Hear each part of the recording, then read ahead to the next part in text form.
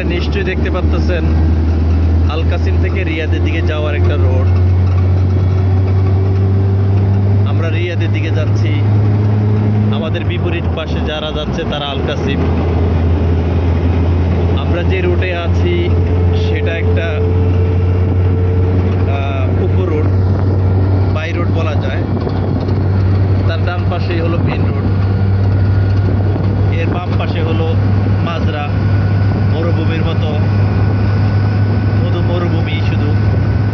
এর মধ্যে ঘাস চাষ হয়, খেজুরের চাষ হয়,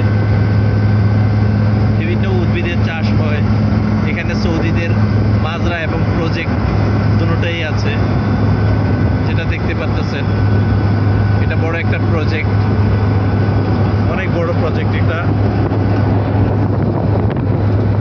এই ছিল আপনাদের জন্য ভিডিও।